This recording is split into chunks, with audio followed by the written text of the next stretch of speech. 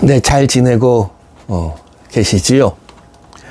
지난 시간에는 마태복음 6장 19절에서 34절이 한 묶음이지만 두 부분으로 나누어 볼 수 있다고, 그래서 24절까지만을 나누어서 보았는데요. 그 앞까지 나왔던 온전한 기도와 금식을 통해서 우리가 어디에 사로잡혀 살아가야 되는지 이야기를 나누었습니다. 물질이 우선시되는 삶이 아니라 하나님이 우선돼야 하는 삶을 살아야 한다고 말입니다. 오늘 본문도 같은 맥락에서 이어지는데요. 지난 시간에 보았던 이 물질에 대한 주님의 가르침을 묵상해 보면 이런 질문이 나올 수 있을 겁니다. 만일 하나님을 택하고 만몬으로 대표된다고 할 수 있는 물질을 버리라는 거면, 그러면 나는 무엇로 먹고 살 수 있단 말인가 하는 질문을 던질 수 있습니다. 물질이 아니라 하나님을 우선시하는 삶을 살아야 한다면 그게 제자의 올바른 삶이고 그리스도인이 걸어야 될 삶이라고 한다면, 그럼 내 가족은 어떻게 돌보고 하루하루 생존은 어떻게 되는가, 이런저런 질문들이 나올 수 있는데요. 바로 그런 질문에 대한 대답으로 주어진 것이 오늘 본문입니다. 우선 본문 각 절을 잠시 살펴보고 이야기하지요. 먼저 25절을 보시면 무엇을 위하여 무엇을 먹을까, 무엇을 마실까, 몸을 위하여 무엇을 입을까 염려하지 말라 하십니다. 여기 보면 이 목숨에 해당되어지는 이 헬라어가 메림 나오는데, 헬라어 푸시케입니다. 헬라어 푸시케인데, 이 푸시케는 이른바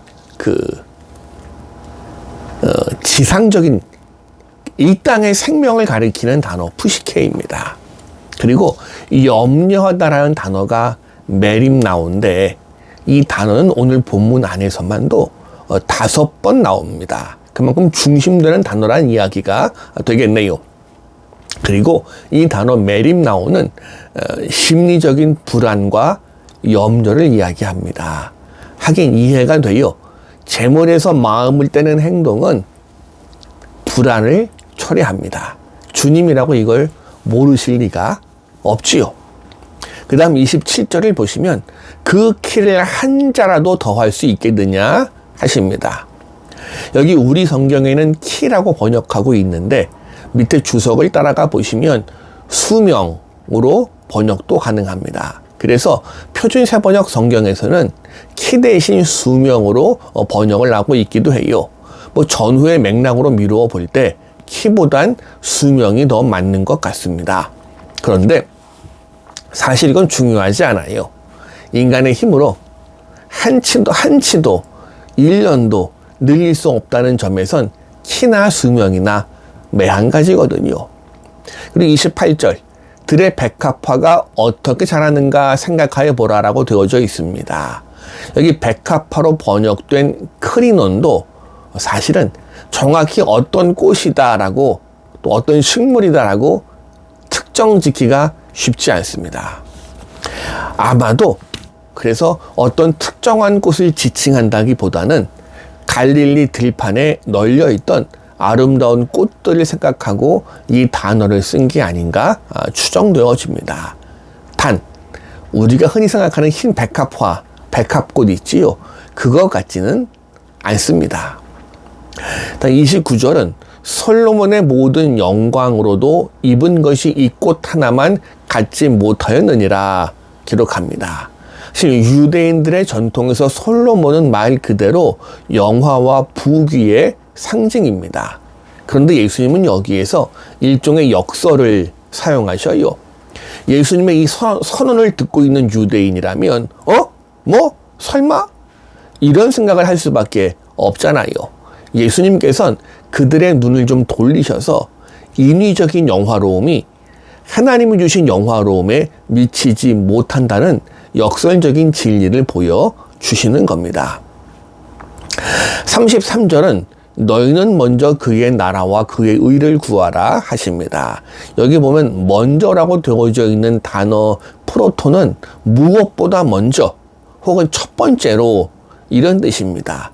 자, 다시 말하면 여기서 말하고자 하는 건 우선순위와 관련돼 있는 거예요.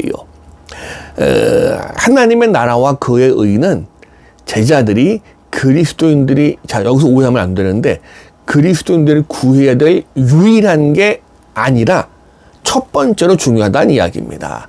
어떤 차이인지 아시겠지요? 상당히 다른 얘기입니다. 유일한 것과 첫 번째. 그러니 오해는 없었으면 좋겠습니다. 마지막으로 34절에선 내일 일은 내일이 염려할 것이요 한날의 괴로움은 그날로 족하니라. 이 말씀은 이 당시에 유행하던 격언을 사용하셨는데 그 뜻에 살짝 비뜻입니다. 세속적인 격언에서는 내일 일을 염려해 보아야 아무 이득이 없다는 뜻입니다. 그런데 예수님의 말씀 속에선 내일의 운명은 하나님 손에 붙들려 있으니 그날 최선을 다하며 사는 걸 요청하십니다. 그리고 보면 같은 말이라도 누가 어떤 맥락상에 따라서 이야기는 많이 달라지기 마련입니다. 그리고 결론을 먼저 말하는 격이 되겠습니다만은 오늘 본문의 주제는 하나님의 살아계심과 그분의 공급하심을 믿고 일상생활의 문제에 대해서 염려하지 말라라는 것입니다. 사실 하나님의 도우심을 믿고 일상생활에 염려하지 말라는 건 종말론적인 새 창조회로의 부름입니다. 생각해 보세요. 태초의 에덴 동산에서 그들의 죄를 짓기 이전에 아담과 하와의 모습을 연상하면 될 것 같습니다. 그들은 길쌈도 수고도 하지 않았지만 하나님은 들의 꽃처럼 그들을 입히셨고 하늘의 새처럼 그들을 먹이셨습니다. 그러다가 인간이 이마에 땀을 흘려야 먹고 살 수 있게 된 것도 인간이 죄를 지은 다음의 일이었습니다. 이렇게 예수님께서 하나님의 공급하심에 의지하고 살도록 제자들을 부르신 건 아담과 하와의 에덴 동산이 낙원이 주님 안에서 이제 우리들 그리스도인들에게 회복되었음을 의미합니다. 그래 이제는요 하나님께서 그분의 자녀들을 위해서 직접 공급해 주십니다. 우리는 그걸 믿어야 오늘 본문 말씀처럼 살 수 있고요. 근데 문제는 우리가 믿는다고 하지만 오늘 본문 말씀처럼 아무 염려 없이 살기에는 우리의 염려가 너무 많아요. 근데 분명한 건 우리가 염려를 아무리 많이 한다고 해서 오늘 본문 말씀처럼 우리가 우리의 키를 더 크게 할 수도 없고요. 염려를 해서 이룰 수 있는 일도 없다는 걸 기억해야 합니다. 그러니 우리의 염려도 이제는 주님께 맡겨드리시기를 부탁을 드립니다. 우리가 기억해야 될 첫 번째 것, 우리의 진정한 성공은 하나님 앞에서 성공하는 겁니다. 다시 말하면 우리 그리스도인들의 삶의 우선순위, 너희는 먼저 그의 나라와 그의 의를 구하라는 것, 결국 삶의 우선순위에 대한 이야기라고 말씀을 드렸는데, 삶의 우선순위를 이야기하려면 내가 하나님께 어떻게 성공해야 되는지를 먼저 이야기해 봐야겠지요. 우리가 우선순위를 결정하는 이유도 더 나은 삶, 더 나아가서 성공하기 위함입니다. 그러니 진정한 성공? 진정한 성공은요, 사람들이 흔히 생각하는 것처럼 물질적인 성공이나 이 세상에서의 번영이나 부귀가 아니라 하나님 앞에서 의롭게 사는 것이 진정한 성공인 줄로 믿습니다. 인간들이 아니라 하나님으로부터 칭찬받는 삶, 그게 우리의 가장 큰 성공입니다. 그리고 보면 우리의 진정한 성공, 우리의 소유의 양에 따라 결정되는 게 아니고요. 하나님과의 관계 속에서 결정되어집니다. 두 번째로 하나님의 나라와 그의 의를 구하는 것이 모든 그리스도인들의 삶의 우선순위가 되어야 합니다. 우리의 참다운 성공이 하나님으로부터 받는 인정에 있다면, 그분의 칭찬에 있다면, 이제 우리가 그 성공을 위해서 무엇을 우선순위 삼아야 합니까? 먹고 자고 마시는 것이, 남보다 더 많은 재물을 모으는 것이, 높은 지위에 오르거나 훌륭한 명예를 얻는 것이 우리가 최우선적으로 관심을 쏟을 대상이 아니라, 우리가 정말 관심을 쏟아야 될 대상은 하나님 나라와 그의 의인 줄로 믿습니다. 자, 이건 사실 세상적인 가치관에서 볼 땐 실패의 우선순위로 보일 수도 있습니다. 여기에 바로 기독교 신앙의 비밀이 숨어 있지요. 기독교의 진리의 역설이 숨어 있습니다. 사람들의 볼 때에는 죽음의 자리, 절망의 자리고요. 모든 소망에 끊어지는 십자가의 자리를 우리 주님은 부활의 자리고 새로운 생명과 새로운 소망의 기쁨의 자리로 만들어 주셨습니다. 세 번째로 하나님의 나라와 그의 의를 구한다는 건 하나님의 구원 사역을 위해서 일하는 겁니다. 하나님의 나라와 의가 무엇을 이야기합니까? 바로 하나님의 구원의 뜻, 모든 사람들의 구원 얻기를 바라시는 그분의 뜻을 위해서 일하는 걸 말하지요. 다시 말하면 우리의 삶의 가장 우선순위는 우리가 하나님과 더불어 살면서 하나님의 구원의 뜻, 그분의 복음을 전하는 데 있는 겁니다. 자, 이걸 우선순위로 두고 살아갈 때, 바로 하나님 나라와 그의 일을 구할 때 우리가 먹고 마시는 문제 하나님이 해결해 주신다는 약속입니다. 사실 당연한 일입니다. 하나님의 나라와 그의 의를 구하는 것이 이미 하나님 나라의 백성의 모습인데, 그분의 다스림 안에 우리를 순종시키는 모습인데, 아무리 복지사회가 잘 구현되어서요, 요람에서 무덤까지 정부가 책임진다고 하지만 하나님께서 책임지시는 것보다 더할 수는 없을 겁니다. 물론 그래요. 우리가 살아가면서 관심 가질 게 너무 많아요. 직장 문제에도 관심 가져야지요. 가정에도 관심 가져야지요. 또는 장가가고 시집간 아들이나 딸에게도 관심을 가져야 합니다.